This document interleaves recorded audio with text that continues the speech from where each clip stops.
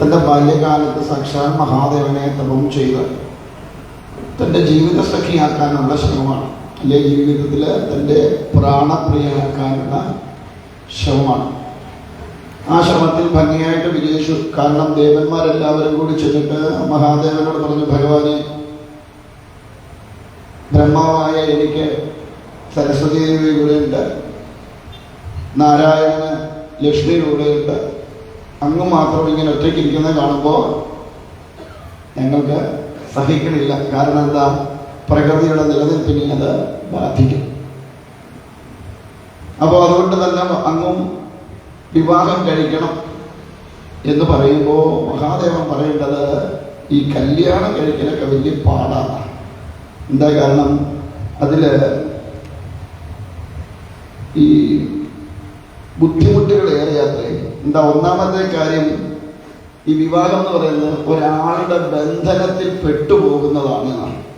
അല്ലേ? സ്വതന്ത്രമായി നടക്കുന്ന രണ്ടുപേര് ഒരൊറ്റ കെട്ടിൽ കൂടി എന്തായി മാറും? ബന്ധനത്തിലായി പോകും. അപ്പൊ അതുകൊണ്ട് ബന്ധനത്തിലാവാൻ പോകുന്നത് അത്ര നല്ല കാര്യമല്ല എന്നാണ്. സ്വാഭാവികമായിട്ടും നമ്മുടെ ജീവിതം തന്നെ ചിന്തിച്ചാൽ നമുക്കറിയാം, ഒരു വിവാഹം കഴിയുമ്പോൾ വളരെ വലിയൊരു സ്വാതന്ത്ര്യം നഷ്ടപ്പെടും, ഇല്ലേ? കാരണം ഭർത്താവ് ഭാര്യയെ അംഗീകരിച്ചോളും, ഭാര്യ ഭർത്താവിനെ അംഗീകരിച്ചോളും.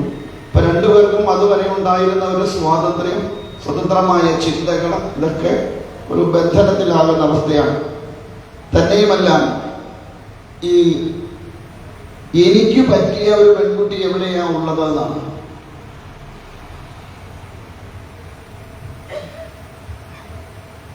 എനിക്ക് പറ്റിയതെന്ന് പറയുമ്പോൾ അവിടെ ഭഗവാൻ എടുത്തു തന്നെ പറയേണ്ടത്, ഞാൻ യോഗിയായിരിക്കുമ്പോൾ യോഗിനിയാവാൻ, ഞാൻ കാമാസക്തനായിരിക്കുമ്പോൾ കാമിനിയാവാൻ പറ്റുന്ന സ്വരൂപത്തിലുള്ളവളായിരിക്കണം. എന്ന് വെച്ചാൽ ഭർത്താവിൻ്റെ മാനസികമായിരിക്കുന്ന അവസ്ഥയെ അറിഞ്ഞ് പ്രവർത്തിക്കാൻ കഴിയുന്നവളായിരിക്കണം ആരെ? ഭാര്യ.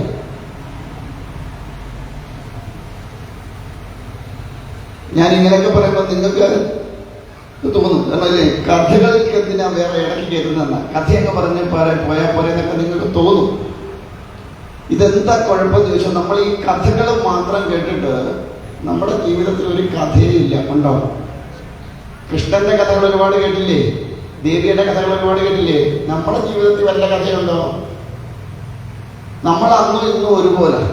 കാരണം ഈ കഥ കേട്ട് ഒരു കഥയും നമ്മുടെ ജീവിതത്തിലില്ല. നിങ്ങൾ ശിവപുരാണത്തിലെ കഥകൾ കേൾക്കാനിരിക്കുന്നത് നിങ്ങൾ ഓരോരുത്തരുടെ ഓരോ ഈ മുഖഭാവം കാണുമ്പോൾ ഓരോന്നും കണക്കൂട്ടാൻ പറ്റുമോ? അപ്പൊ അതുകൊണ്ടാണ് ഈ പറയണത്. അപ്പൊ ഈ മുഖത്ത് നോക്കുമ്പോൾ അറിയാം എന്താണ്, നിങ്ങളുടെ എക്സ്പ്രഷൻ കാണുമ്പോൾ അറിയാം നിങ്ങളുടെ ഉള്ളിൽ എന്താണെന്ന് അത്യാവശ്യം മനസ്സിലാക്കാൻ ഈ ഉള്ളവന് സാധിക്കുന്നുണ്ട്. കാരണം ഈ ഉള്ളവന്റെ ഒരു ലക്ഷ്യം നമ്മൾ വെറുതെ കുറെ കഥയിലേക്ക് പോകുക എന്നുള്ളതല്ല. ആ കഥയെ എങ്ങനെ ജീവിതത്തിൽ പ്രയോജനപ്പെടുത്തിക്കൊണ്ട് ജീവിതത്തിന് എങ്ങനെ ഒരു മാറ്റം ഉണ്ടാക്കാം, ഇതാണ് ഈ ഉള്ളവൻ കൂടുതൽ ലക്ഷ്യമിടുന്നത്. ആദ്യത്തെ മഹാത്മ്യത്തിൽ അന്ന് തന്നെ ഞാൻ പറഞ്ഞിരുന്നു. അല്ലാതെ നമ്മൾ കുറെ പോയത് കൊണ്ട് അർത്ഥമില്ല. പോട്ടെ, എങ്കിലും ഞാൻ കഥകളിൽ തന്നെ കൂടുതൽ പോകാൻ ശ്രമിക്കാം. കാരണം എൻ്റെ ഒരു ശൈലി അങ്ങനെയാണ്. കാരണം ഒരാളിലെങ്കിലും ഒരു കാര്യമെങ്കിലും ഗ്രഹിച്ച് ആ ജീവിതത്തിന് ഒരു മാറ്റമെങ്കിലും വരുത്താൻ ശ്രമിച്ചുവെങ്കിൽ, അങ്ങനെ അതിനകത്തൊരു ഫലപ്രാപ്തി ഉണ്ടായെങ്കിൽ അതാണ് യജ്ഞത്തിന്റെ പരമമായ അനുഗ്രഹം, ഭഗവാന്റെ ഏറ്റവും വലിയ കൃപാകടാക്ഷം എന്ന് വിശ്വസിക്കുന്ന ഒരാളാണ് ഞാൻ. പറഞ്ഞല്ലോ, നിങ്ങൾ വർഷത്തിലോ ഒരാളെ ആയിരിക്കും എന്നെപ്പോഴുള്ളവരെ കാണുന്നില്ലേ? അല്ലേ? ഞാൻ നിങ്ങളെപ്പോലെ 10,000 എണ്ണത്തിന് ഒരു വർഷത്തിൽ കാണുന്ന. അതുകൊണ്ട് ഓരോരുത്തരുടെയും ആ ഇത് ഏകദേശമൊക്കെ അത്യാവശ്യം റീഡിങ് ചെയ്യാനായിട്ട് പറ്റുന്നുണ്ട്. പോട്ടെ. അപ്പൊ എന്തായാലും ഞാൻ പറഞ്ഞു വന്നത്, അപ്പോ അവനവൻ്റെതായ ഭർത്താവിന്റെ സാഹചര്യങ്ങളെ അറിഞ്ഞ്, അല്ലെങ്കിൽ മാനസികമായിരിക്കുന്ന അവസ്ഥകളെ അറിഞ്ഞ് ജീവിക്കുന്നവളായിരിക്കണം ഭാര്യ. അങ്ങനെയുള്ള ഒരു ഭാര്യയാണെങ്കിൽ മാത്രമേ ആ ഭർത്താവിന് ജീവിതത്തിൽ സുഖം ഉണ്ടാവുള്ളൂ. അപ്പൊ ചോദിക്കും, ഭാര്യയ്ക്ക് മാത്രമേ ഉള്ളൂ? അങ്ങനെ അല്ല. ഭർത്താവും അതുപോലെ തന്നെയായിരിക്കും. ഭാര്യയുടേതായിരിക്കുന്ന മാനസിക നിലയെ അറിയണം, അറിഞ്ഞ് തന്നെ പ്രവർത്തിക്കണം. അല്ലെങ്കിൽ എന്താ കുഴപ്പം? അവിടെ മനസ്സിന് ഒരു തരത്തിലുമുള്ള ഐക്യം ഉണ്ടാവില്ല.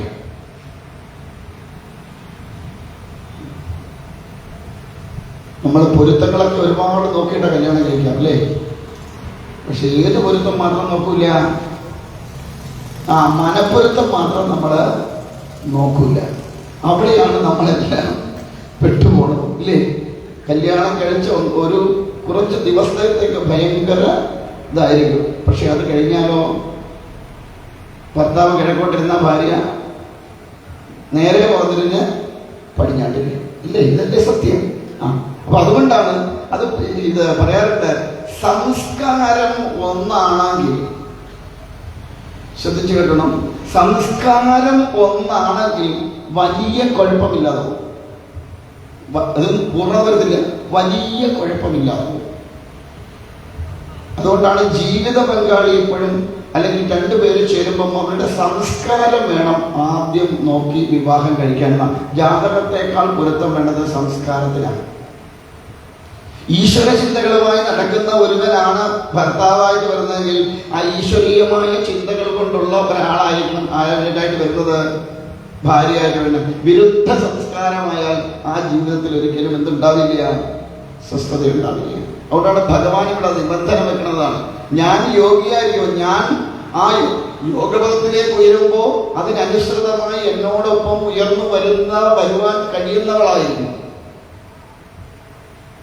ആ സമയത്ത് കാമാസക്തിയായി കൂടി തന്നെ വന്ന് ശല്യം ചെയ്യുന്നവളാവരുത്. താൻ കാമനകൾ പൂർത്തീകരിക്കാൻ തയ്യാറാകുമ്പോൾ അവളവിടെ മാറിയിരുന്ന നമശിവായ നമശിവായ ജപിക്കുന്നവളാവരുത്. അവിടെയാ. അപ്പൊ അതുകൊണ്ട് ഭഗവാൻ പറഞ്ഞ അങ്ങനെയുള്ള ഒരു കുട്ടിയെ തപ്പിയെടുത്തോട് വിരോധമൊന്നുമില്ല, നിങ്ങൾക്ക് വേണ്ടിയിട്ട് ഞാൻ കല്യാണം കഴിക്കാം. ബ്രഹ്മദേവനും നാരായണനും വളരെ സന്തോഷമായി. കാരണം അവർ ഓൾറെഡി ആരെ കണ്ടിട്ടുണ്ട്, സതീദേവിയെ റെഡിയാക്കി വെച്ചിട്ടാ വന്നിരിക്കുന്നത്. അതുകൊണ്ട് തന്നെ ഭഗവാന് പറഞ്ഞു, ഇങ്ങനെ ഒരു ദക്ഷന്റെ പുത്രിയായിരിക്കുന്ന സതീദേവി അങ്ങയെ മാത്രം ശരണം പ്രാപിച്ചുകൊണ്ട്, അങ്ങയെ മാത്രം ധ്യാനിച്ചുകൊണ്ട് ഈ കാലത്തോളം ജീവിച്ചവളാണ്. അതുകൊണ്ട് ആ സതീദേവിയെ വിവാഹം അങ്ങ് കഴിച്ചാൽ നന്നായിരിക്കും എന്ന് പറഞ്ഞു.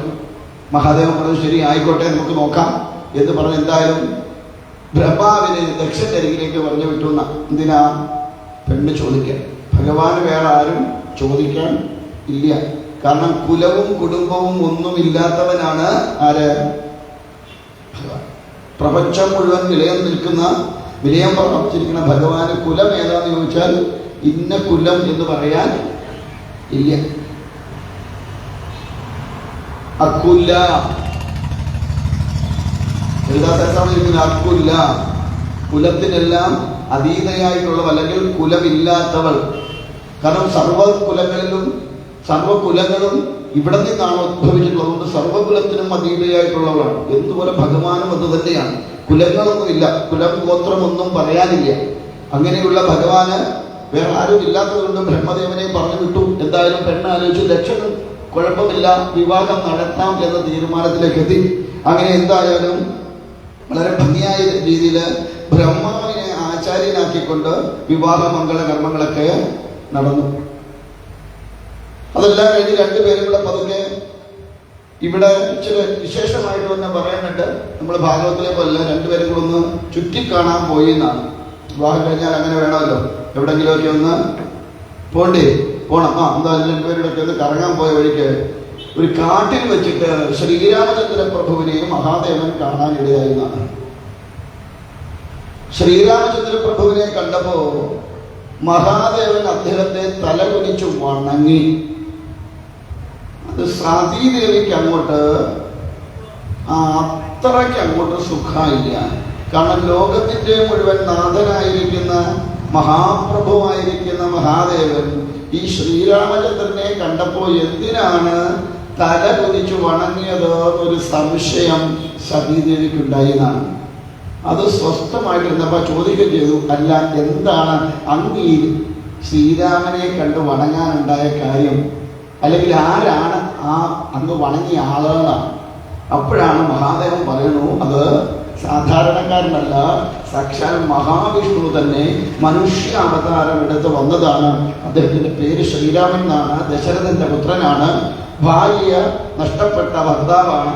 മനസ്സ് വ്യാകുലപ്പെട്ട് നടക്കുകയാണ്. സഹോദരൻ ലക്ഷ്മണനാണ് കൂടെയുള്ളത്. ഇവിടെ സാക്ഷാൽ മഹാവിഷ്ണുവാണ്.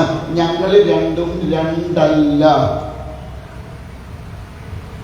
ഞങ്ങൾ രണ്ടും രണ്ടല്ല, ഒന്ന് തന്നെയാണ്. ഞാൻ വിഷ്ണുവിനെയും വണങ്ങുന്നു, വിഷ്ണു എന്നെയും നിരന്തരമായി വണങ്ങിക്കൊണ്ടിരിക്കുകയാണ്. നമുക്കാണിതെല്ലാം രണ്ടും മൂന്നും നാലുമായിട്ട് തോന്നുന്നത്. അവർ പറയുന്നുണ്ട് ഞങ്ങൾ രണ്ടും രണ്ടല്ല. അപ്പൊ സതീദേവിക്ക് ഒരു സംശയം, അങ്ങനെ വരാനൊരു വഴിയില്ല. കാരണം വിഷ്ണു ഇങ്ങനെ മനുഷ്യവേഷത്തിലൊക്കെ വരിക പറഞ്ഞാൽ സ്വാഭാവികമായി നടക്കാനുള്ള കാര്യം. എന്നാ ഒന്ന് പരീക്ഷിച്ച് കളയാം എന്ന് വിചാരിച്ചിട്ട് സതീദേവി ശ്രീരാമന്റെ അരികിൽ ചെല്ലും. എങ്ങനെയാ ചെല്ലുക? സീതാദേവിയുടെ വേഷവിധാനത്തോടുകൂടി. സീത അവർക്ക് വേഷം മാറാൻ പ്രത്യേകിച്ച് ഒന്നും വേണ്ടല്ലോ, കട്ടടച്ച് കൊണ്ടുവരുമ്പോൾ അവർ വേഷം മാറും. അങ്ങനെ വേഷം മാറി അവിടെ മരച്ചുവട്ടിൽ ചെന്ന് നിന്നു. രാമചന്ദ്രൻ പ്രഭു ഇങ്ങനെ അന്വേഷിച്ചു ചെന്നപ്പോ സീതാദേവി നിൽക്കുന്നതായിട്ട് കണ്ടു. ശിവ ശിവ എന്ന് ഉരുവിട്ടുകൊണ്ട് ഓടിച്ചെന്നിട്ട് ചോദിച്ചു, സതീദേവി എന്തായിരുന്നു ഇരിക്കണതെന്ന്. സതീദേവിക്ക് അത്ഭുതമായി. എന്താ പറയുക, ഈ മനുഷ്യരൂപത്തിൽ വന്നിട്ടും ഇത്രയും വേഷം മാറി വന്ന് തന്നെ സെക്കൻഡ് നേരം കൊണ്ട് കണ്ടുപിടി. അത് ചോദിച്ചു, എവിടെ മഹാദേവൻ? കാണാനില്ലോ, എവിടെ ഇരിക്കണമെന്നാണ്. സതീദേവി നമിച്ചോടി. അപ്പോഴാണ് സതീദേവിക്ക് മനസ്സിലായത് മഹാദേവൻ എന്തുകൊണ്ടാണ് ശ്രീരാമചന്ദ്ര പ്രഭുവിനെ വണങ്ങിയത് എന്നുള്ള ഒരു ബോധം സതീദേവിക്കുണ്ട്. അതെങ്ങനെയാണ്? നമുക്കൊക്കെ അങ്ങനെ അല്ലേ? ഒരാളെ കണ്ട് നമ്മൾ നമ്മുടെ ജീവിതത്തിൽ നോക്കിയാൽ മതി. ഇപ്പൊ ഭാര്യയും ഭർത്താവും ഒരിടത്ത് പോകുമ്പം ഒരാളെ കണ്ടുകഴിഞ്ഞാൽ ഇവിടുന്ന് കാണിച്ചാൽ ഉടനെ ഭാര്യയ്ക്ക് സംശയം അല്ലേ? ഞാനാ ശരിയല്ലേ? ആണോ അല്ലേ? ഇല്ല, സംശയമൊന്നും ഉണ്ടാവില്ലേ ഭർത്താവിന്? ഇല്ല, നല്ല ഭാര്യ കേട്ടോ. സ്വാഭാവികമായിട്ടും സ്ത്രീയുടെ മനസ്സ് എന്ന് പറയുന്നത് എപ്പോഴും എന്ത് നിൽക്കണതാണ്? സംശയം നിൽക്കുന്ന മനസ്സാണ്. സംശയമില്ല. കാരണം അത് പ്രകൃതിയുടെ തന്നെ ഒരു വികൃതിയായിട്ടാണ് പറയാം. അചഞ്ചലമായ മനസ്സും സംശയത്തെ ഒരു സൈഡിൽ ഒരു കൂട്ടിയിട്ടിരിക്കുന്ന മനസ്സുമാണ് സ്ത്രീയുടേത്. എല്ലാം തോന്നുന്നുണ്ടോ? ഉറപ്പുണ്ടോ മനസ്സിന് എന്തിൻ്റെ കാര്യത്തില്? ഉണ്ടോ? അതുകൊണ്ട് മനസ്സങ്ങനെയാണ്, സ്വാഭാവികമായിട്ടും ഉണ്ടാവുന്നതാണ് മനസ്സിനങ്ങനെ. എന്തായാലും അതുകൊണ്ട് തന്നെ സതീദേവി സ്തബ്ധയായി പറഞ്ഞു, രാമചന്ദ്ര പ്രഭു, ഞാൻ അങ്ങനെയൊന്ന് പരീക്ഷിക്കാൻ വേണ്ടി വന്നാണ്. കാരണം എൻ്റെ ഭർത്താവിനെ ലോകം മുഴുവൻ വണങ്ങുന്നു. പക്ഷെ അങ്ങേ കണ്ടപ്പോൾ എൻ്റെ ഭർത്താവ് എന്തിന് വണങ്ങി എന്നൊന്ന് അറിയാൻ ചോദിച്ചപ്പോഴാണ് പറയുന്നത് അങ്ങ് സാക്ഷാൽ മഹാവിഷ്ണുവാണ്. പക്ഷേ എനിക്കതിനെ അങ്ങോട്ട് ഉൾക്കൊള്ളാനായിട്ട് കഴിഞ്ഞില്ല. അതുകൊണ്ട് അങ്ങയുടെ ആ യാഥാർത്ഥ്യബോധം എന്താണെന്ന് തിരിച്ചറിയാൻ വേണ്ടിയിട്ട് ഞാൻ ചെയ്തതാണ്. ദാ മഹാദേവൻ അടുത്ത മരച്ചുകൊണ്ട് നിൽപ്പുണ്ട് എന്ന് പറഞ്ഞ് സതീദേവി അങ്ങനെ അവിടെ നിന്ന് ഭഗവാന്റെ അരികിൽ നിന്ന് രക്ഷപ്പെട്ടു. അങ്ങനെ ശ്രീരാമദേവന്റെ അനുഗ്രഹമൊക്കെ വാങ്ങി അവിടുന്ന് ഗോലോകത്തിൽ ചെന്ന് അവിടെ ശ്രീകൃഷ്ണ പരമാത്മാവിനെ, വൈകുണ്ഠത്തിലല്ല ഗോലോകത്തിൽ ചെന്നിട്ട് അവിടെ ശ്രീകൃഷ്ണ പരമാത്മാവിനെ ഈ മഹാദേവൻ പൂജിക്കുന്നൊക്കെയുണ്ട്. അങ്ങനെ സതീദേവിക്കുള്ള സന്ദേഹം മുഴുവൻ താൻ മാത്രമല്ല എന്ന ഒരു ബോധം, ഈ കാണുന്ന സർവചരാചരങ്ങളെയും ഈശ്വരനായി കണ്ടുകൊണ്ട് വേണം ജീവിതം മുൻപോട്ട് കൊണ്ടുപോകാൻ എന്നൊരു പാഠത്തെയൊക്കെ ഉൾക്കൊള്ളിച്ചുകൊണ്ട് അങ്ങനെ പോയി. അങ്ങനെ ഇരിക്കുകയാണ് ഈ മഹാദേവൻ ദക്ഷ പ്രജാപതിയുമായിട്ട് ചെറുതായിട്ടൊന്ന് പുരസ്കരം. അത് കഥ നമുക്കറിയാം ഇല്ലേ? യാഗശാലയിൽ എത്തുമ്പോ ദക്ഷ പ്രജാപതി കയറി വരുമ്പോ മാനിച്ചില്ല എന്നതാണ് സ്വാഭാവികമായിട്ടും. അമ്മായിയച്ഛൻ കയറി വരുമ്പോ മരുമകൻ എഴുന്നേറ്റ് വണങ്ങേണ്ട ധർമ്മമുണ്ട്. അത് ഭാഗവതത്തിലും പറയുന്നുണ്ടല്ലോ, ഭാര്യയുടെ പിതാവ് എന്ന് പറയുന്നത് ഗുരുവിന്റെ സ്ഥാനത്താണ്. എന്താ കാരണം? കന്യകയെ ദാനം ചെയ്യുന്നവൻ ഗുരുവാണ്. എത്ര തരത്തിലുള്ള ഗുരുക്കന്മാരുണ്ട്? ഗുരുക്കന്മാർ ഒരുപാട് തരത്തിലുണ്ട്. അതിലൊന്നാണ് കന്യാദാനം നടത്തുന്നവൻ ഗുരുവാണ്. ഗുരുക്കന്മാരിൽ ഏറ്റവും ശ്രേഷ്ഠനാരാ? ഗുരുക്കന്മാരിൽ ഏറ്റവും ശ്രേഷ്ഠ പദം നൽകുന്നത് ഏത് ഗുരുവിനാണ്?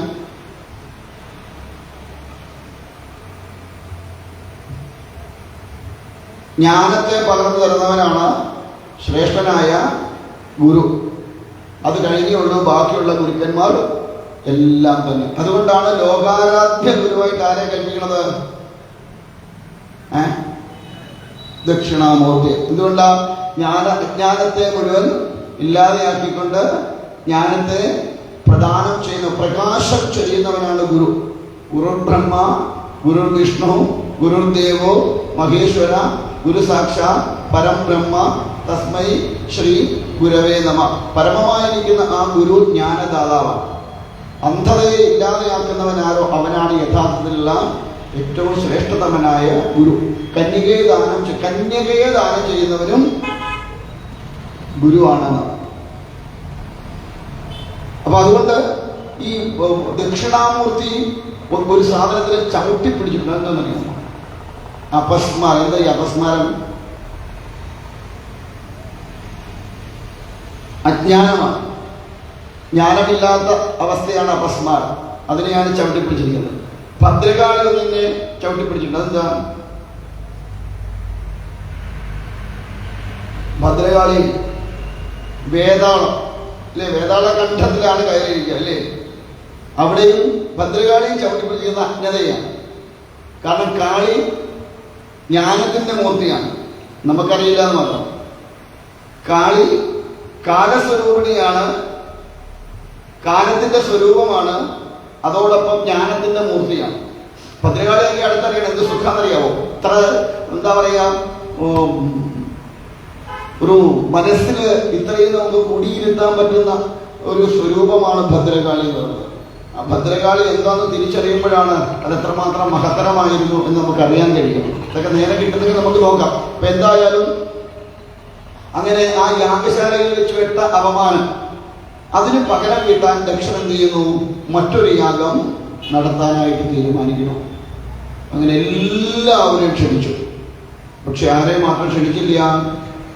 മഹാദേവനെ, സതീദേവിയെ മാത്രം ക്ഷണിച്ചില്ല. കാരണം തനിക്ക് പറ്റിയ അപമാനം മറ്റൊരാൾക്കാരുടെ മുൻപിൽ വെച്ച് ഈ ദക്ഷൻ എന്ന് പറയുന്നത് എപ്പോഴും ഞാൻ ഒരു ഭാവമുള്ള ആളാണ്.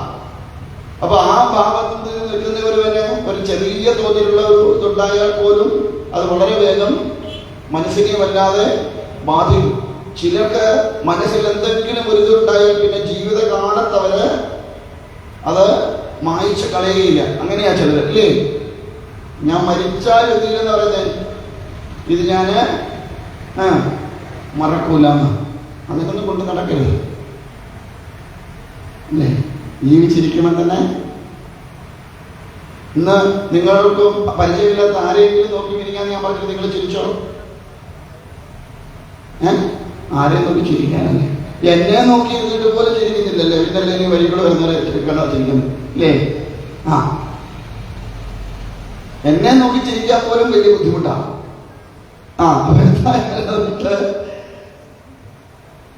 ഈ യജ്ഞത്തിൽ, ദക്ഷന്റെ യജ്ഞത്തിലേക്ക് വിഷ്ണു പോയില്ല എന്നാണ്. ബ്രഹ്മദേവന് പോകാതിരിക്കാൻ നിവൃത്തിയില്ലാത്തതുകൊണ്ട് ബ്രഹ്മദേവൻ പോയി. കാരണം പിതാവാണ്. മകന്റെ യാഗത്തിന് നേതൃസ്ഥാനം കൊടുക്കുന്നത് ആരാണ്? അച്ഛന. അതുകൊണ്ട് അച്ഛൻ പോയി. പക്ഷേ വിഷ്ണു ഭഗവാൻ പോയില്ല എന്നാണ്. എന്തായാലും ഈ യാഗമൊക്കെ തുടങ്ങി. ഈ യാഗം തുടങ്ങിക്കഴിഞ്ഞപ്പോഴാണ് സതീദേവിക്കൊരാഗ്രഹം. തന്റെ പിതാവ് നടത്തുന്ന യാഗത്തിലൊന്ന് പങ്കെടുക്കണം എന്നൊരു മോഹം. സ്വാഭാവികമായിട്ടും ഭർത്തൃമതിയായിരിക്കുന്ന ഒരു സ്ത്രീക്ക് ഒരു ആഗ്രഹം ഉണ്ടായാൽ ആരോടെന്ന് പറയാ? ഭർത്താവിന്റെ അടുത്ത് എന്ന് പറയില്ലേ? അവിടെ ചെല്ലുമ്പോഴെല്ലാം ഭർത്താവ് എപ്പോഴും കണ്ണോടച്ചിരി പറഞ്ഞു. ഒരുമാതിരിപ്പെട്ട വിഷയങ്ങളൊന്നും പറയാൻ അങ്ങോട്ട് പോകാറില്ല. കാരണം പറഞ്ഞിട്ട് എന്താ? ഞാൻ യോഗിയായിട്ടിരിക്കുമ്പോ നീ യോഗിനി ആയിരിക്കണം. അതുകൊണ്ട് വിഷയങ്ങളൊക്കെ കൂടുതൽ പറയാൻ പോവാറില്ല. പക്ഷെ ഇവിടെ നിവൃത്തിയില്ല. മനസ്സിന് അത്രമാത്രം വ്യാകുലത ഉണ്ടായി എന്നാണ് സതീദേവിക്ക്. അതുകൊണ്ട് ഓടിച്ചെന്ന് വിളിച്ചു. എന്താ വിളിച്ചതെന്നറിയാമോ? ഭർത്താവിനെ എന്ത് വിളിക്കണമെന്ന്? ഭർത്താവിനെ സംബോധന ചെയ്യേണ്ടത് എങ്ങനെയാ?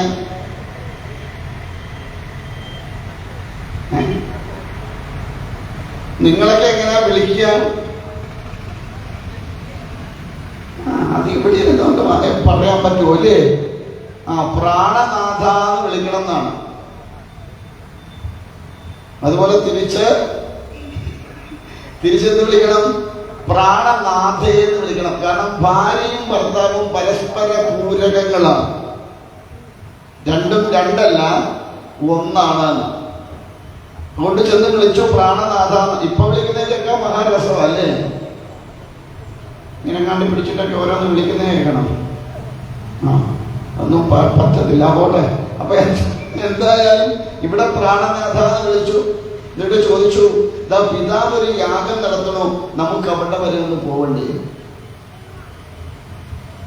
മഹാദേവനൊന്ന് മുറി ചിരിച്ചു എന്നാണ്. എന്നിട്ട് ചോദിച്ചു, അത്രേ ക്ഷണം വല്ലതും വന്നിട്ടുണ്ടോ? അപ്പൊന്നുമില്ലേ.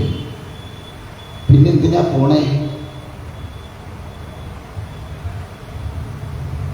സതീദേവി പറഞ്ഞു, പിതാവ് നടത്തുന്ന യാഗത്തിൽ മകളായ എനിക്കും മരുമകനായ അങ്ങേക്കും ചെല്ലുന്നതിന് എന്താ തടസ്സം? അവിടെയും മഹാദേവൻ ചിരിച്ചു എന്നാണ്. എന്താ കാരണം എന്ന് ചോദിച്ചാൽ, പ്രകൃതിയുടെ മനസ്സ് എന്ന് പറയുന്നത് ഇത്തരത്തില് ഒരിടത്ത് മുറയ്ക്കാതെ അങ്ങനെ മാറി നിൽക്കും. ഒന്ന്. രണ്ട്, വേണ്ടാത്ത കാര്യങ്ങളിലൊക്കെ ചിലപ്പോൾ ചെന്ന് കയറിച്ചു.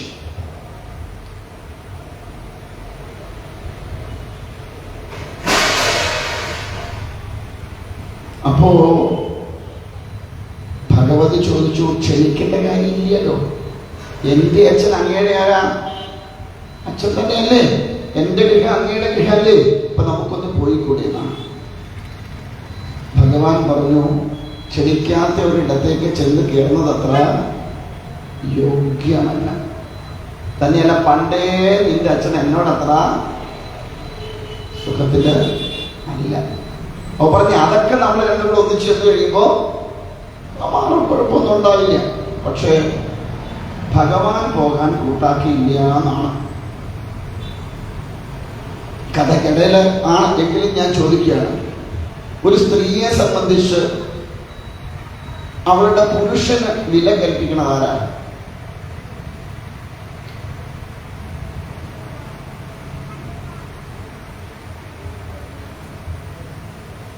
ചോദിച്ച ചോദ്യം മനസ്സിലായില്ലേ?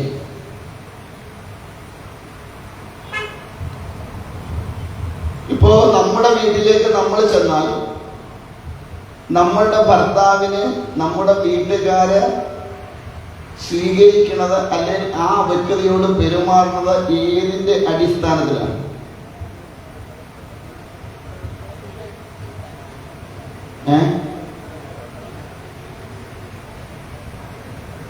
അല്ലെ എന്തിന്റെ അടിസ്ഥാനത്തിലാണ്?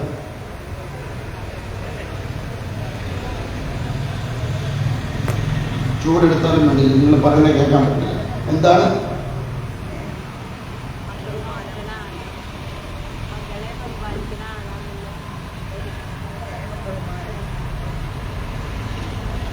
നിങ്ങൾ ഏത് തരത്തിലാണോ ഭർത്താവിനോട് പെരുമാറുന്നത് അതിനനുസൃതമായിരിക്കും നിങ്ങളുടെ ഗൃഹത്തിൽ നിങ്ങളുടെ ഭർത്താവിന് കിട്ടുന്ന വിലയും വിലയില്ലായ്മയും. പിടിയിട്ടില്ല ഞാൻ പറഞ്ഞത്. നിങ്ങളുടെ ബന്ധുക്കള് നിങ്ങളുടെ ഭർത്താവിനോട് പെരുമാറുന്നത് നിങ്ങൾ ഏത് തരത്തിൽ നിങ്ങളുടെ ഭർത്താവിനുമായി ചേർന്ന് നിൽക്കുന്നോ അല്ലെങ്കിൽ ഭർത്താവിനോട് പെരുമാറുന്നോ അതിന് അനുസൃതമായിരിക്കും നിങ്ങളുടെ ഗൃഹത്തിൽ അല്ലെങ്കിൽ നിങ്ങളുടെ ബന്ധുക്കളുടെ ഇടയിൽ നിങ്ങളുടെ ഭർത്താവിന് കിട്ടുന്ന വാല്യൂ. ഇനിയിപ്പോ ഇങ്ങോട്ട് വരുമ്പോ ബാക്കിയോടെ പറയുന്നുണ്ട്. എന്നിട്ട് മഹാദേവൻ അവിടെ ഓർത്ത് വെച്ചോണം ഞാനീ പറഞ്ഞത്. ഞാനീ പറഞ്ഞ കാര്യം ഒന്ന് ഓർത്ത് വെച്ചോണം. കാരണം ഇതിന് കണക്റ്റഡ് ചില കാര്യങ്ങൾ വേറെ വരുന്നുണ്ട്. അതിനാ പണ്ട് കാലത്ത് ഭർത്താവ് കസാരയിൽ നിന്നാൽ ഭാര്യ ഇരിക്കുകയായിരുന്നു. ഇന്നോ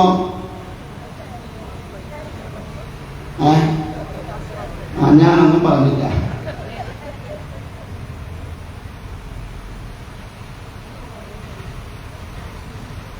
പണ്ട് കാലത്ത് മക്കളുടെ ഉച്ചിഷ്ടം ആർക്കുള്ളതായിരുന്നു? ഭർത്താവിന്റെ ഉച്ചിഷ്ടമോ? അല്ലെ ഒരു പുരുഷന്റെ ഉച്ചിഷ്ടം? ഇപ്പോഴോ?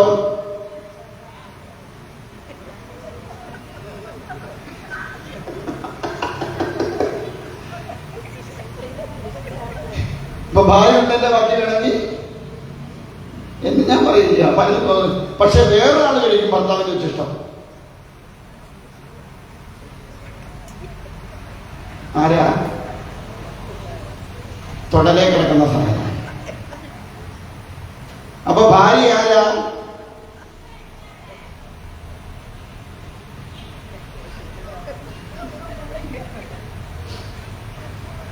ചിന്തിക്കണ്ടേ നമ്മള്? നമ്മുടെ സ്ഥാനം ആര് കൊണ്ടുപോയി? നായ കൊണ്ടുപോയി. അല്ലേ? ശരിയാണോ ഞാൻ പറഞ്ഞത്? കാരണം ഇന്ന് നമുക്ക് തോന്നുന്നത് അതൊന്നും നമുക്ക് യോജിച്ചതല്ല എന്നാണ്. പക്ഷെ യോജിക്കാനില്ല. നമ്മുടെ ഓരോ ജീവിതത്തില് ഒരു കുടുംബ ജീവിതത്തിന്റെ ആ ദൃഢതയെ കൊണ്ടുവരുന്നത് ചില കർമ്മങ്ങൾ നാം കുടുംബ ജീവിതത്തിൽ അനുഷ്ഠിക്കേണ്ടതിനെ അനുഷ്ഠിച്ചുകൊണ്ട് വരുമ്പോഴാണ് ആ പുരുഷനും സ്ത്രീയുമായിട്ടുള്ള ബന്ധത്തിന്റെ ദൃഢത ഉണ്ടാകുക.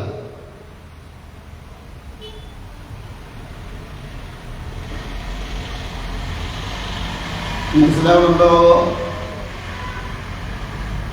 ഒരു ഉത്തമ കുലജാതയായിരിക്കുന്ന ഒരു സ്ത്രീ ഭർത്തൃമതിയാണ് എങ്കിൽ രാവിലെ കിടക്കയിൽ നിന്ന് എഴുന്നേൽക്കുമ്പോൾ ആദ്യം ചെയ്യേണ്ടത് എന്താ?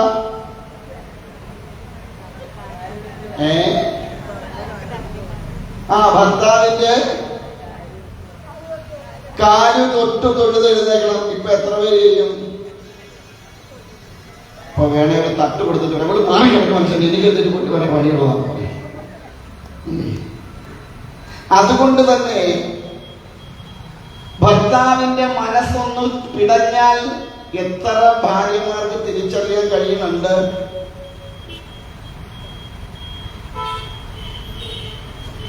പണ്ട് കാലത്ത് നമ്മൾ മധ്യാഹ്നത്തിൽ പറഞ്ഞ പോലെ പട്ടിണിയാണെങ്കിലും ശരി രാവിലെ എഴുന്നേറ്റ് അവര് ചെയ്യേണ്ടതായ കർമ്മങ്ങളൊക്കെ ചെയ്യുന്നതുകൊണ്ട് അന്ന് ഒരുമയുണ്ടായിരുന്നു. അല്ലേ? ഉണ്ടായിരുന്നോ? ഇന്നോ? ഇന്നെല്ലാം ഉണ്ട്, പക്ഷെ എന്തില്ല? ഒരുമയില്ല. പണ്ട് പട്ടിണിയാണെങ്കിലും ഡൈവോഴ്സ് ഇല്ലായിരുന്നു. ഇന്നെല്ലാം ഉണ്ടായിട്ട് എന്തുണ്ട്?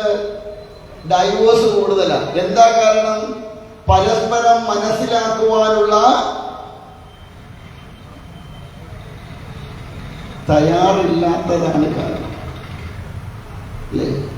ആണല്ലോ. പരസ്പരം, ഒരാളുടെ മാത്രമല്ല ഞാൻ പറയാം. ഈ പാദം തൊട്ട് വണങ്ങി എന്താ അതിൻ്റെ ഗുണം എന്ന് ചോദിച്ചാൽ, ആ പാദം തൊട്ട് വണങ്ങി നിത്യമായി ചെയ്യുന്ന ഒരു വ്യക്തിയാണെങ്കിൽ ഭർത്താവിന്റെ മനസ്സൊന്ന് പിടഞ്ഞാൽ ഭാര്യയും അറിയും, ഭാര്യയുടെ മനസ്സൊന്ന് പിടഞ്ഞാൽ ഭർത്താവ് അറിയും. യാതൊരു സംശയം വേണ്ട.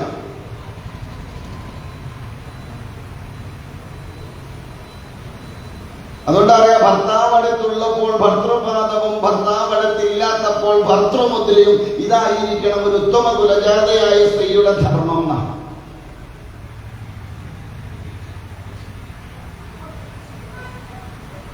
മുമ്പേ പറഞ്ഞില്ലേ, എന്റെ സംസ്കാരം, എന്റെ അവസ്ഥക്കനുസരിച്ച് എന്നോട് പെരുമാറുന്ന സ്ത്രീ ആയിരിക്കണം എനിക്ക് ഭാര്യയായി വരേണ്ടത്. അങ്ങനെയുള്ളവളെ തപ്പിക്കൊള്ളു പറഞ്ഞതിന് കാരണം ഇതാണ്.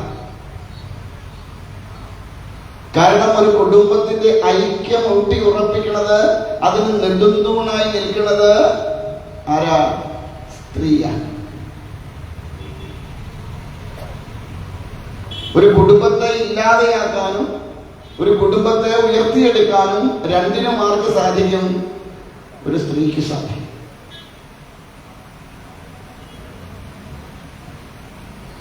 മനസ്സിലാവുന്നുണ്ടോ? ഇന്നലെ ഞാൻ ലക്ഷ്മി ദേവിയുടെ കാര്യം പറഞ്ഞപ്പോൾ ഞാൻ പറഞ്ഞു, സ്നേഹത്തോടു കൂടി കാല് തടവി കൊടുക്കാൻ ഒരു ഭാര്യ ഉണ്ടെങ്കിൽ ഏതുറങ്ങാത്ത ഭർത്താവും. ഇപ്പൊ മനസ്സിലായോ ഞാൻ ഓരോന്ന് പറഞ്ഞു വെച്ചതിന്റെ പൊരുളെന്താന്ന്? മനസ്സിലായോ?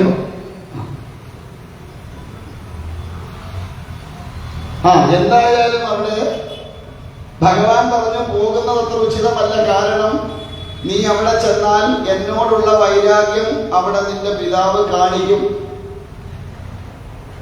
അവിടെ ആദരിക്കുന്നതിനേക്കാൾ കൂടുതൽ അപമാനിക്കപ്പെടുകയായിരിക്കും ചെയ്യുക. അതുകൊണ്ട് പോകാതിരിക്കുകയാണ് ഉചിതം എന്ന് പറഞ്ഞു. പക്ഷേ വിദ്യ എന്ന അവസ്ഥയിൽ നിന്ന് അവിദ്യ എന്ന അവസ്ഥയിലേക്ക് ഭഗവതി മാറിയപ്പോ ഭഗവതിക്ക് തന്റെ പിതാവ് നടത്തുന്ന യാഗത്തിൽ എത്തിപ്പെടാതിരിക്കാൻ കഴിയാത്തവണ്ണം മനസ്സ് ആ പിതാവിലേക്ക് ചാഞ്ഞുപോയി. തന്റെ പിതാവ് എന്നുള്ള ഒരു ബന്ധം അത് തനിക്ക് ബന്ധനമായിട്ട് മാറി. ബന്ധങ്ങൾ ബന്ധനമായി മാറുമ്പോഴാണ് പ്രശ്നമുണ്ടാവുന്നത്. അമ്മ അച്ഛൻ എന്നതൊരു ബന്ധമാണ്. പക്ഷെ അതെന്താവരുത്? ബന്ധനം ആവരുത്. ഭാര്യയും ഭർത്താവും എന്നത് ബന്ധമാണ്. അതെന്താവരുത്? ബന്ധനമാവരുത്.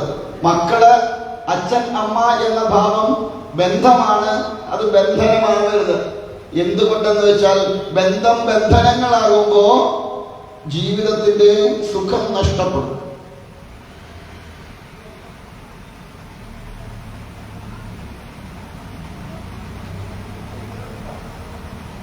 നമ്മളൊക്കെ ഇപ്പൊ എവിടെ കിടക്കുക? ബന്ധനത്തിൽ കിടക്കുക.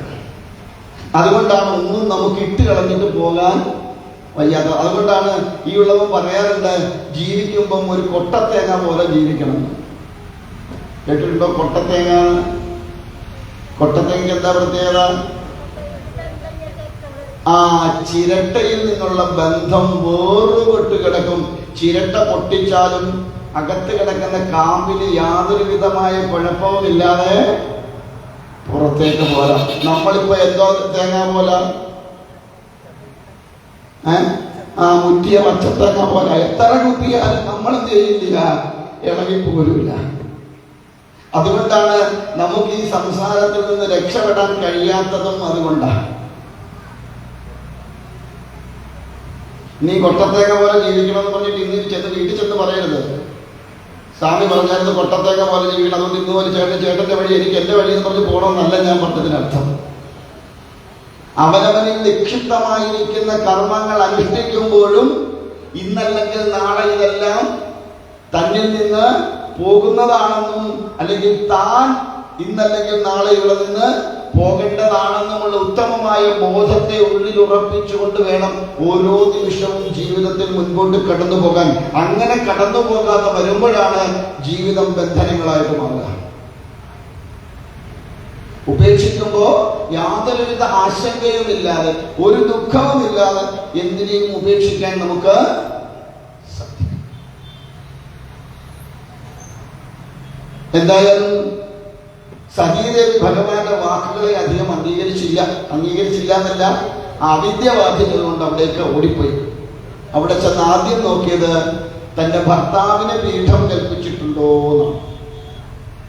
ആ പീഠം കൽപ്പിച്ചിട്ടില്ല എന്ന് മനസ്സിലായി. അതുമാത്രമല്ല, തന്റെ പിതാവും അനുചരന്മാരും കൂടെ തന്റെ ഭർത്താവിനെ ദ്വേഷിക്കുന്നതായിട്ട് കാണാൻ സാധിച്ചു. ആർക്ക്? സതീദേവിക്ക്. അതങ്ങോട്ട് സഹിച്ചില്ല. അവിടെ നിന്നുകൊണ്ട് തന്നെ എന്തായി പറഞ്ഞു, ഹേ ദക്ഷ പ്രജാപതി, അങ്ങന്റെ പിതാവാണ്.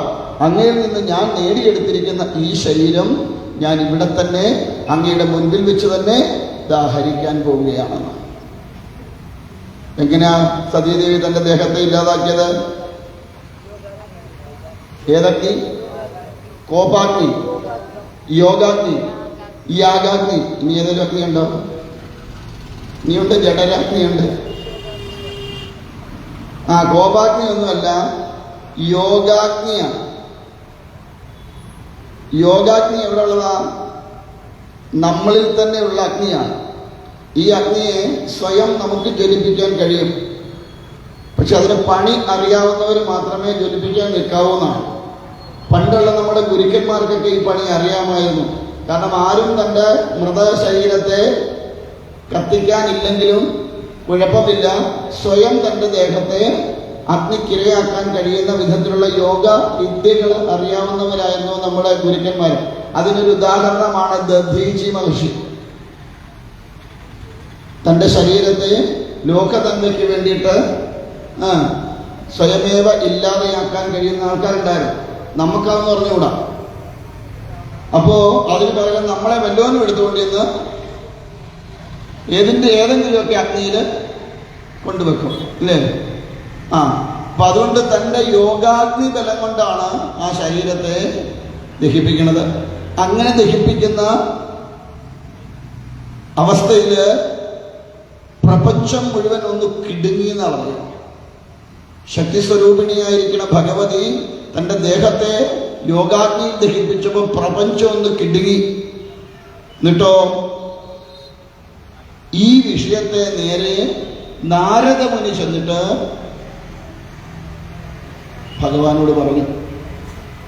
ഈ ശിവപുരാണത്തിന്റെ രണ്ടിടത്ത് ഇരിക്കുന്ന രണ്ട് തരത്തിലാണ്. ഒരിടത്ത് ഇവിടെ നാരദർ ചെന്ന് മഹാദേവനോട് അറിയിച്ചെന്ന് പറയും. കുറെ മുമ്പോട്ട് ചെന്ന് കഴിയുമ്പം സതീദേവി തന്നെ ഈ അപമാന ഭാരം സഹിച്ചിട്ട് തിരികെ വന്ന് മഹാദേവന്റെ അടുത്ത് ക്ഷമായാചനം നടത്തുന്നുണ്ട്. അതിപ്പോ കൂട്ടി പറഞ്ഞിട്ട് പിന്നെ കഥ പറയാൻ പോയില്ല. അതുകൊണ്ടാണ് ക്ഷമായാചനം നടത്തിയിട്ട് അങ്ങയോട് ഞാൻ ചെയ്തത് വലിയ അപരാധമായി പോയി എന്ന് പറഞ്ഞ് ക്ഷമയാചിക്കേണ്ടത്. എന്താന്ന് ചോദിച്ചാൽ ഭർത്താവിൻ്റെ വാക്കുകളെ ധിക്കരിച്ചുകൊണ്ട് താൻ ചെയ്ത തെറ്റിന് പ്രായശ്ചിത്തം. ഇതിനകത്ത് ഒരു ഭാഗത്ത് പറയുന്നുണ്ട്, ഒരു വ്രതം അനുഷ്ഠിക്കുന്നുണ്ടെങ്കിൽ പോലും അത് ഭർത്താവിൻ്റെ പരിപൂർണമായ സമ്മതത്തോടു കൂടി മാത്രമേ ഒരു വ്രതം പോലും അനുഷ്ഠിക്കാവൂ. അങ്ങനെ അനുഷ്ഠിക്കുന്ന വ്രതങ്ങൾക്ക് മാത്രമേ പൂർണ്ണമായ ഫലപ്രാപ്തി ഉണ്ടാവുന്ന.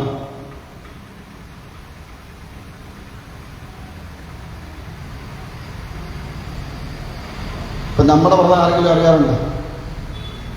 ഉണ്ടോ? എന്താ ഒന്നും ഇല്ലാതെ? നീ ഇതിനകത്ത് വരുമ്പോൾ വരുന്ന ഭാഗത്തുണ്ടെന്ന് വരുമ്പോൾ നേരെ കിട്ടിയാൽ ഞാനത് പറഞ്ഞുതരാം. നാരദമുനിയോട് ചോദിക്കേണ്ട സ്ത്രീകളുടെ സ്വഭാവം എന്താണ്? ആ സമയത്ത് കുറേ കാര്യങ്ങൾ വിശദീകരിക്കുന്നുണ്ട്. കാരണം ഇതെല്ലാം ഇവിടെയെല്ലാം നമ്മൾ ഈ പുരാണങ്ങളിലൊക്കെ മിക്കവാറുമുള്ള ഭാഗങ്ങൾ. എന്നിട്ട് ഞാൻ വല്ലതും പറയുമ്പോൾ എന്നെ പറയും അങ്ങേര് ഈ പണ്ട് സ്ത്രീകളെ മാത്രമേ ഉള്ളൂ പറയാനെന്ന് ചോദിക്കും. ചോദിക്കണം. നമ്മുടെ ആചാര്യന്മാർ പറഞ്ഞിരിക്കുന്നത് ഒരു പുരുഷൻ നശിച്ചാൽ ഒരു കുടുംബമേ നശിക്കൂ, പക്ഷെ ഒരു സ്ത്രീ നശിച്ചാൽ എന്തോ നശിക്കുന്ന ഒരു കുലം നശിക്കും. എന്താ അത്ര വ്യത്യാസം? അപ്പൊ സ്ത്രീക്ക് അത്രമാത്രം പ്രാധാന്യം ഈ പ്രപഞ്ചത്തില് ഉണ്ടെന്നല്ലേ അതിനർത്ഥം, അല്ലേ? അപ്പൊ സ്ത്രീ നേരെയായാൽ ആര് നേരെയാവും? കേട്ടില്ല? ബാക്കിയൊക്കെ നേരെയാവും. അപ്പൊ ആദ്യം നേരെയാവേണ്ടത് ആരാ? സമ്മതിച്ചേ? അപ്പോ അതുകൊണ്ട് തന്നെ ഇവിടെ നാരദമുനിയാണ് ചെന്ന് ഭഗവാനോട് കാര്യങ്ങളൊക്കെ പറയണത്. ഭഗവാൻ അത് കേട്ടതും ക്രുദ്ധനായി എന്നാലോചിച്ച് നോക്കൂ. യാതൊരുവിധമായ പ്രാപഞ്ചിക ബന്ധങ്ങളും ബന്ധനങ്ങളാവാത്ത മഹാദേവൻ അവിടെ ക്രുദ്ധനായി. എന്തുകൊണ്ട്? പ്രപഞ്ചം എന്നതിനോട് താദാത്മ്യം പ്രാപിച്ചു. ശക്തിയോട് താദാത്മ്യം പ്രാപിച്ചപ്പോൾ ആ ശക്തി നഷ്ടപ്പെട്ട് കഴിയുമ്പോൾ പുരുഷൻ പൂർണ്ണമായും എന്താവും? തളർന്നു. ചില ആൾക്കാരെ എനിക്കറിയാം, ഭാര്യ നഷ്ടപ്പെട്ട് കഴിയുമ്പോൾ ആയുഷ്കാലം ആ ദുഃഖം ഓർത്തുകൊണ്ട് നടക്കുന്ന ആൾക്കാരെ എനിക്കറിയാം. പിറ്റേ ആഴ്ച പോയി അടുത്ത ആളിനെ കൊണ്ടുവന്ന ആൾക്കാരെ നമുക്കറിയാം. പിറ്റേ ആഴ്ച ഏതാണ്ട് അവിടെ ഉണ്ടെന്ന് പറഞ്ഞു. എന്താ കാരണം? അത്രമാത്രമായ ഒരു കണക്കിന് ഞാൻ നോക്കിയിട്ട് അതാ നല്ലത്. എന്താ കാരണം, എന്നും ഭാര്യയെ ഓർത്ത് ദുഃഖപ്പെട്ടിരിക്കുന്നതിനേക്കാൾ ഭേദം പോയത് പോയി, നമ്മളിനി ജീവിക്കേണ്ടതാണെന്നുള്ള ചിന്തയിൽ മുന്നോട്ട് പോണത് ഒരു കണക്കിന് നോക്കിയാൽ പ്രശംസനീയമാണ്, രണ്ടു ഭാഗത്തായാലും. പക്ഷെ ചില അവസരങ്ങളിലോ ഈ ബന്ധം നമുക്ക് അത്രമാത്രം ആഴങ്ങളിലേക്ക് മുറിവേൽപ്പിക്കുമ്പോൾ അതിനെ കൊണ്ടു നടക്കാൻ കഴിയാത്ത വിധം മനസ്സ് വ്യാകുലപ്പെടും. ആ ദുഃഖം നമ്മളെ വല്ലാതെ ആഴ്ത്തിക്കൊണ്ടിരിക്കും, തകർത്ത് കളയും. അതുകൊണ്ടാണ് പണ്ടുള്ളവർ പറയുക, കാലം മറവി എന്നൊന്ന് തന്നില്ലായിരുന്നു എങ്കിൽ നമ്മൾ പലപ്പോഴും പലയിടങ്ങളിലും തകർന്നു പോകുമായിരുന്നു. എന്തായാലും ഇവിടെ സതീദേവി തൻ്റെ ദേഹത്തെ ഇല്ലാതെയാക്കിയത് മഹാദേവൻ അറിഞ്ഞ് ക്രുദ്ധനായി തൻ്റെ ജട പിടിച്ച് നിലത്തടിച്ചു. അതിൽ നിന്നുമുണ്ടായ സ്വരൂപമാണ് വീരഭദ്രൻ. ബാക്കി കഥകളൊക്കെ നമുക്കറിയാം അല്ലേ? വീരഭദ്രൻ നേരെ ചെന്ന് യാഗശാലയിലേക്ക് ചെന്നു. ഭഗവാന്റെ ആജ്ഞയെ സ്വീകരിച്ചുകൊണ്ട് നേരെ യാഗശാലയിലേക്ക് ചെന്ന് യാഗശാല മുഴുവൻ തച്ച് തകർത്ത് കളഞ്ഞു എന്നാണ്. അവസാനം ദക്ഷനെ നിഗ്രഹിക്കാൻ ശ്രമിക്കുമ്പോൾ സാധ്യമാവണില്ല. എന്ത് ചെയ്യണം എന്നറിയാതെ അപ്പോഴാലോചിച്ചത് യജമാനായിട്ട് നിൽക്കുകയാണ് ദക്ഷൻ. അതുകൊണ്ട് യജമാന സ്ഥാനത്ത് നിൽക്കുന്നവനെ അത്ര പെട്ടെന്ന് നിഗ്രഹിക്കാൻ പറ്റില്ല. അതുകൊണ്ട് യജ്ഞശാല അല്ലെങ്കിൽ യാഗശാല അശുദ്ധമാക്കി അവിടുന്ന് തന്നെ തൃശൂലം കൊണ്ട് ആ ദക്ഷന്റെ തല കുത്തിയെടുത്ത് അടുത്തുള്ള ഹോമകുണ്ടത്തിലേക്ക് തട്ടി. അങ്ങനെ യാഗം മുടങ്ങി. ദേവന്മാരെല്ലാം കൂടി ചെന്ന് ഭഗവാനെ ശരണം പ്രാപിച്ചു. ചെല്ലുമ്പോഴാണ് ഭഗവാൻ തൻ്റെ ദക്ഷിണാമൂർത്തി ഭാവത്തിൽ അവിടെ ഇരിക്കണം. തനിക്ക് ചുറ്റുമുള്ള ഋഷിവര്യന്മാർക്ക് വേണ്ടതായ ജ്ഞാനത്തെ പ്രദാനം ചെയ്തുകൊണ്ട് വട്ടവൃക്ഷ ചുവട്ടിൽ അങ്ങനെ ഇരിക്കണ ആ ഭഗവാനെ കണ്ട് ദേവന്മാരെല്ലാം സ്തുതിച്ചു. ഭഗവാൻ ചോദിച്ചു, എന്താ എല്ലാവരും കൂടെ വരാൻ കാര്യം എന്ന് ചോദിച്ചു. ദേവന്മാരിൽ ഉണ്ടായ കാര്യം പറഞ്ഞു. ദക്ഷ ഇല്ലാതെയായി യാഗം മുടങ്ങി. യാഗങ്ങള് യജ്ഞങ്ങള് ഒന്നും മുടങ്ങാൻ പാടില്ല. മുടങ്ങിയാൽ അത് നാടിനെ നാശമുണ്ടാക്കി വെക്കും എന്നാ പറയുക. അതുകൊണ്ട് യാഗങ്ങളും യജ്ഞങ്ങളും ഒന്നും മുടങ്ങാതെ നോക്കേണ്ട ഉത്തരവാദിത്വമുണ്ട്. അതുകൊണ്ട് ഞങ്ങളൊക്കെ ഇപ്പോൾ ഞാനൊക്കെ പ്രത്യേകിച്ച് ഇവിടുന്ന് എഴുന്നേറ്റ് ഇപ്പോൾ പോകേണ്ട ഒരു സാഹചര്യം ഉണ്ടായാൽ ഒന്നുകിൽ കൂടെയുള്ള ഒരാളെ ഇവിടെ ആ ഉത്തരവാദിത്വം ഏൽപ്പിക്കും, അല്ലെങ്കിൽ മറ്റൊരാളെ ഇവിടെ കൊണ്ട് നിരുത്തിയിട്ട് ഇവിടുന്ന് പോകും. കാരണം ആ ഒരു വ്യക്തിയുടെ ഇതുകൊണ്ട് ആ യാഗം മുടങ്ങാൻ അല്ലെങ്കിൽ യജ്ഞം മുടങ്ങാൻ പാടില്ല. അങ്ങനെയാണ്. അപ്പം അതുകൊണ്ട് തന്നെ യാഗം മുടങ്ങിയപ്പോൾ എന്തുപറ്റി? ദേവന്മാർക്ക് ഹവിസ് ലഭിക്കാതെയായി എന്നാണ്. അങ്ങനെ ദക്ഷന്റെ ആ വിയോഗത്തെ, ആ യാഗത്തെ പൂർത്തീകരിക്കണമെങ്കിൽ ദക്ഷൻ വേണം എന്നുള്ളത് കൊണ്ട് ഭഗവാനോട് ചെന്ന് ശരണം പ്രാപിച്ചു. ഭഗവാൻ പറഞ്ഞു, അവിടുത്തെ യാഗശാലയിൽ കെട്ടിയിരിക്കുന്ന ആ ആടിൻ്റെ തല അറുത്ത് ദക്ഷന് വെക്കാൻ പറഞ്ഞു. അങ്ങനെ വെച്ച് ദക്ഷൻ വീണ്ടും ജീവിച്ചു, യാഗം പൂർത്തീകരിച്ചു എന്നാ. അപ്പോഴാണ് ഈ ആടിൻ്റെ തല വന്നപ്പോഴാണ് ദക്ഷൻ ആരെ മനസ്സിലായത്? ഭഗവാനെ മനസ്സിലായത്. അപ്പം നമുക്ക് ഭഗവാനെ അറിയാൻ ഇനിയിപ്പോൾ എന്ത് ചെയ്താൽ മതി?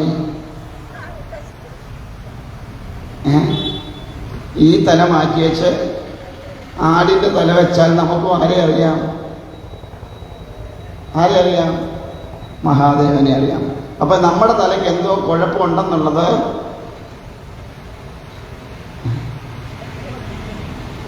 നമ്മുടെ തലയ്ക്ക് എന്തോ ഒരു കുഴപ്പമില്ലേ?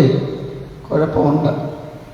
അതുകൊണ്ടാണ് നമുക്ക് ഈശ്വരനെ അറിയാൻ കഴിയാത്തത്. കാരണം നമ്മുടെ തലയുടെ പ്രധാന കുഴപ്പം എന്താണെന്ന് ചോദിച്ചാൽ, നിങ്ങൾ ഉദ്ദേശിച്ച കുഴപ്പമല്ല ഞാൻ പറഞ്ഞത്. ഈ തലയ്ക്ക് കുഴപ്പമുണ്ടെന്ന് കേട്ടാൽ ഉടനെ ചിന്തിക്കുന്ന വേറെ ലൈനില്ല. ഞാൻ അങ്ങനെ ഉദ്ദേശിച്ചല്ല പറഞ്ഞത്. നമ്മുടെ തലയ്ക്കുള്ള കുഴപ്പം എന്താ? അഹങ്കാരം എന്നൊരു കുഴപ്പം നമ്മുടെ തലയ്ക്ക് ഉണ്ട്. അഹങ്കാരം ഇല്ലാത്തവരാരെങ്കിലും ഉണ്ടോ? ഒന്ന് നോക്കിക്കേ. എനിക്കൊരു അഹങ്കാരവും ഇല്ല എന്നുള്ളത്. സർവ എണ്ണത്തിനും ഉണ്ട് അഹങ്കാരം, ഇല്ലേ? എനിക്കാണെങ്കിൽ ഇച്ചിരി കൂടുതലാണ് എൻ്റെ കൂടെ ഉള്ളവർ പറയുന്നത്. ആ,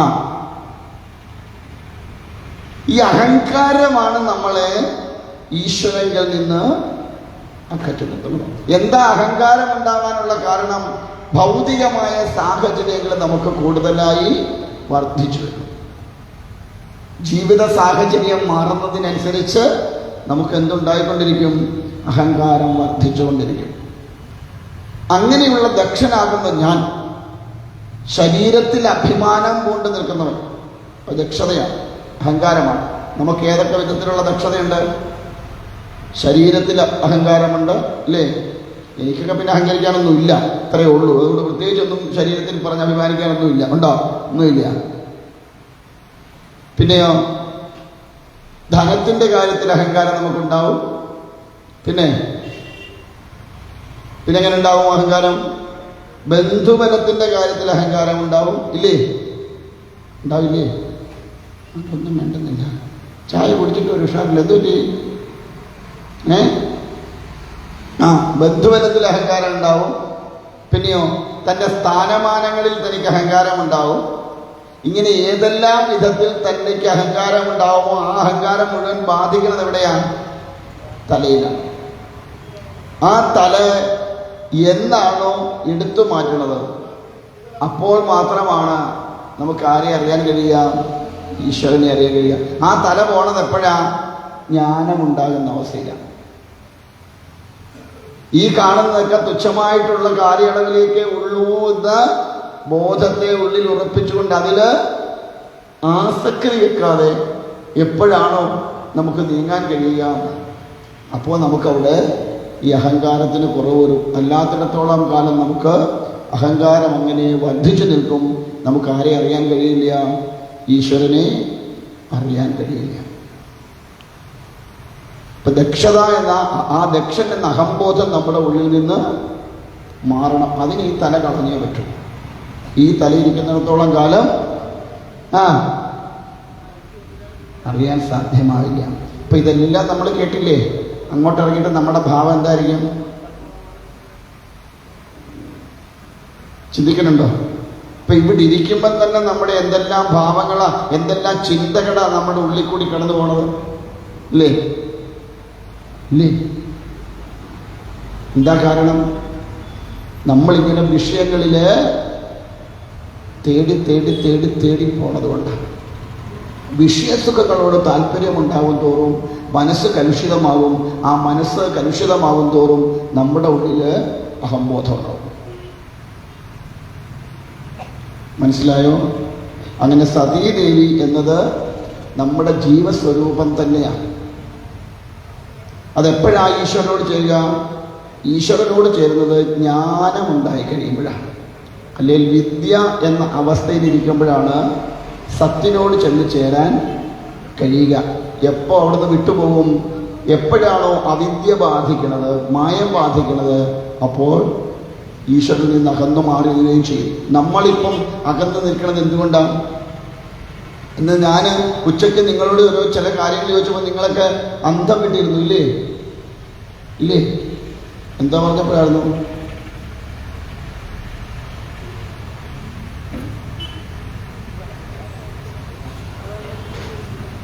നിങ്ങൾ ഉച്ചയ്ക്ക് എന്നെ കണ്ടുപിടി കാണിച്ചത് എന്തിനായിരുന്നു? എന്തോ പറഞ്ഞുകൊണ്ടിരുന്നപ്പോഴാണ്?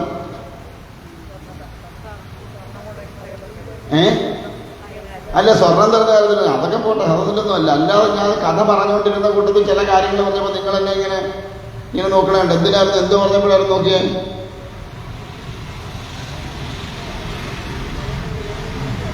അത് ഉച്ചയ്ക്ക് ഊണിന് മുമ്പും വൈകുന്നേരം ചായക്ക് മുമ്പും പറഞ്ഞതല്ലേ?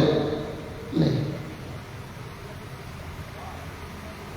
ശങ്കര എൻ്റെ കൂടെ പോരാമോ എന്ന് ചോദിക്കും, അല്ലേ? ഇപ്പൊ മനസ്സിലായില്ലേ എന്തുകൊണ്ടാണ് നമുക്കിങ്ങനെ ചോദിക്കാൻ കഴിയാത്തതെന്ന്? എന്തുകൊണ്ടാ? അവിദ്യ നമ്മളെ ബാധിച്ചിരിക്കുന്നത് കൊണ്ടാണ്. അജ്ഞാനം ബാധിക്കുമ്പോൾ ഞാനും ഈശ്വരൻ ഒന്നായ നിന്നെ അതെപ്പോഴാ കാണുന്നേ?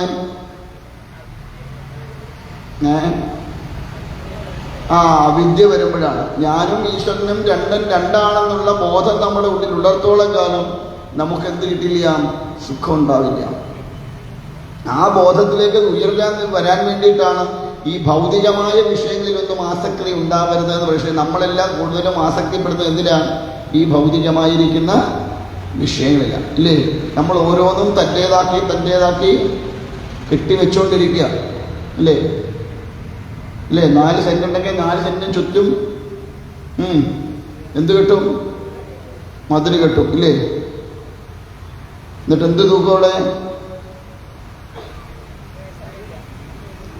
ഗേറ്റ് വെച്ചിട്ട് എന്താ അതിന് തൂക്കുക?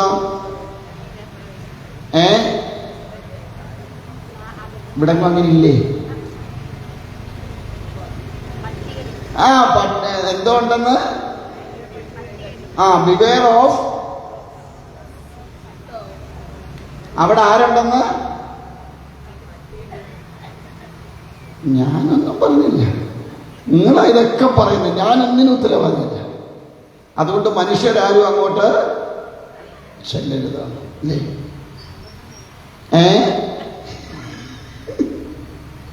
ആദ്യം ആ ബോർഡൊക്കെ എടുത്ത് മാറ്റണം.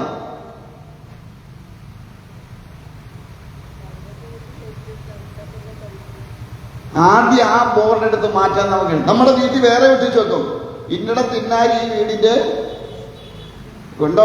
കോട്ടപ്പുറത്ത് മഹാദേവൻ ഈ വീടിന്റെ ഐശ്വര്യം എന്നോ അല്ല ഉണ്ടോ? ഇനിയൊന്ന് കീറി കളഞ്ഞേക്കണം. എന്നിട്ട് എന്തോ വെക്കാൻ കഴിയണം അവിടെ?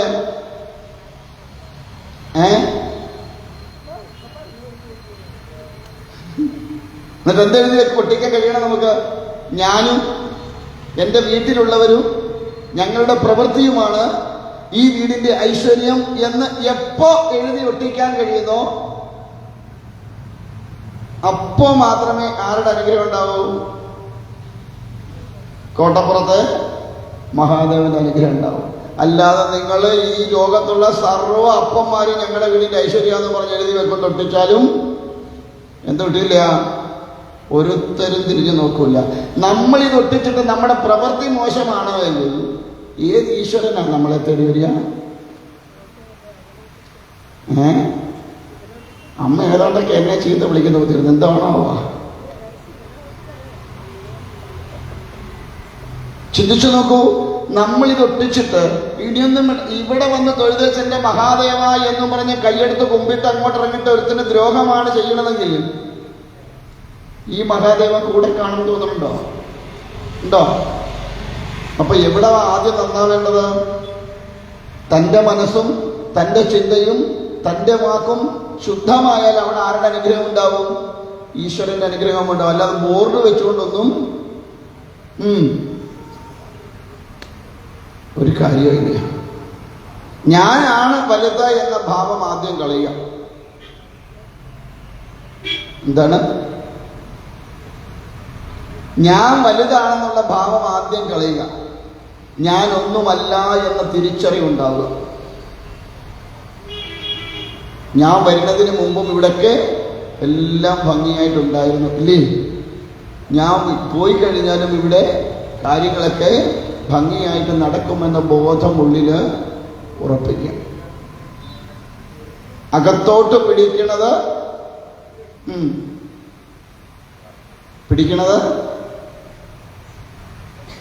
പുറത്തേക്ക് വിടാം എന്ന് വല്ല ഉറപ്പുണ്ടോ? ഉണ്ടോ? നമുക്ക് വല്ല ഗ്യാരണ്ടി ഉണ്ടോ? നമ്മളൊരു കടയിൽ ചെന്നാൽ ഒരു സാധനം വാങ്ങിയാൽ ആദ്യം ചോദിക്കണത് എന്താ? എത്ര വർഷത്തെ ഗ്യാരണ്ടി ഉണ്ട്? എടുത്തുകൊണ്ട് പോകുന്ന നമുക്ക് യാതൊരുവിധ ഗ്യാരണ്ടി ഇല്ല. പക്ഷെ നമ്മൾ എടുക്കുന്ന സാധനത്തിന് എന്ത് വേണം? ഗ്യാരണ്ടി വേണം. ചിന്തിച്ചു നോക്കൂ, നമ്മൾ എത്ര മൂഢമായ ലോകത്തിലാണ് നമ്മൾ ജീവിക്കണതെന്ന്. ശരിയല്ലേ? നമ്മൾ എന്തറിഞ്ഞിട്ടാ ഓരോന്നിലും നമ്മൾ ചെന്ന് തലവെച്ച് കൊടുക്കുന്നതാണ്. അതുകൊണ്ട് ആ ദക്ഷന്റെ ഭാവം, ഞാൻ എന്ന അഹംബോധം, എൻ്റെ എന്ന അഹംബോധം ഒക്കെ മാറ്റിവെച്ചാൽ മാത്രമേ ഈശ്വരനെ അറിയാനായിട്ട് സാധ്യമാവൂ എന്ന് പഠിപ്പിക്കുന്നു. ഇന്നിപ്പോൾ അങ്ങനെ നിൽക്കട്ടെ. ഇനി നമുക്ക് 1-2 കീർത്തനം കൂടെ ജപിച്ച് ആരതി സമർപ്പിക്കാം. രാജുകാരെ വിളിച്ചു.